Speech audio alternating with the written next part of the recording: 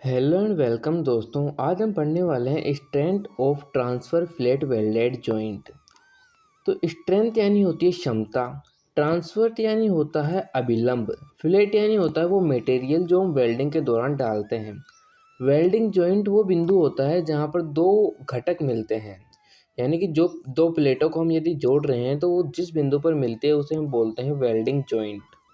तो इसका क्या मतलब हुआ कि दो प्लेटों को जोड़ने पर उनके द्वारा जो फ्लैट वेल्डिंग जॉइंट है, वो फ्लैट वेल्डिंग जॉइंट लगने वाले अभिलंब बल की कितनी मात्रा को सहन कर सकता है, उसे ही हम कहते हैं स्ट्रेंथ। यहाँ पर हमने एक फ्लैट वेल्डिंग जॉइंट दिखाया है। इसे यदि आप इस दिशा से देखेंगे तो ये कुछ इस प्रकार से दिखेगा, इसका 2D डायग्राम। यहाँ पर ये कुछ बिंदु दिए गए हैं, इन्हें आपको अभी याद रखना है जस्ट। तो यहाँ पर ये L है जो है इस फ्लैट की लंबाई, S है इस फ्लैट की ऊंचाई और T है इस फ्लैट की चौड़ाई। अब हम डेरिवेशन शुरू करते हैं। तो हम जानते हैं कि टेंसाइल स्ट्रेस का फॉर्मूला होता है sigma is equal to P upon A. Sigma यहाँ पर टेंसाइल स्ट्रेस है, P यहाँ पर स्ट्रेंथ है और A यहाँ पर एरिया है। तो हमें P का मान ज्ञात करना है, तो इसके लिए हम सबसे पहले A का मान ज्ञात करते हैं।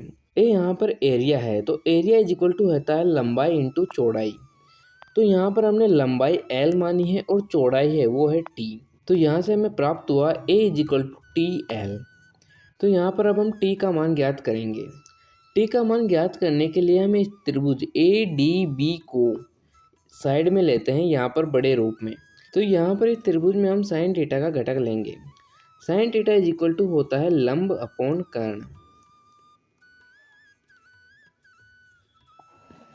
तो साइन 45 इज इक्वल टू हमें क्या मिला, T अपॉन एस, क्योंकि T है यहाँ पर लंब, थीटा के सामने वाला लंब होता है और जहाँ पर थीटा और लंब मिलते हैं उस भुजा को हम कर्ण कहते हैं। तो यहाँ पर T है लंब और S है कर्ण। तो S को हम इस साइड में भेजेंगे तो T इज इक्वल टू हो जाएगा साइन 45 और S। तो T का मान हम यहाँ से यहाँ पर रखेंगे। A is equal to TL है, तो T का मान हम रखेंगे साइन 45S और L ऐसे की ऐसे। तो हमें प्राप्त हुआ साइन 45SL। अब हम इस A के मान को रखेंगे समीकरण 1 में। तो मान रखने पर हमें प्राप्त हुआ sigma is equal to P upon sine 45SL। तो यहाँ पर P को हम इस साइड में रखेंगे और साइन 45SL को सिग्मा की साइड में ले जाएंगे। तो हमें प्राप्त हुआ P is equal to sigma sine 45SL। यही हमारा फाइनल फॉर्मूला है, क्योंकि हमें स्ट्रेंथ निकालनी थी जो कि है P। तो strength is equal to sigma sine 45SL हमें प्राप्त हो गया है। इस वीडियो से संबंधित कोई भी यदि आपको डाउट हो तो आप कमेंट सेक्शन में पूछ सकते हैं। ऐसे ही और भी वीडियो प्राप्त करने के लिए हमारे चैनल इंडिया ग्रो को सब्सक्राइब करें।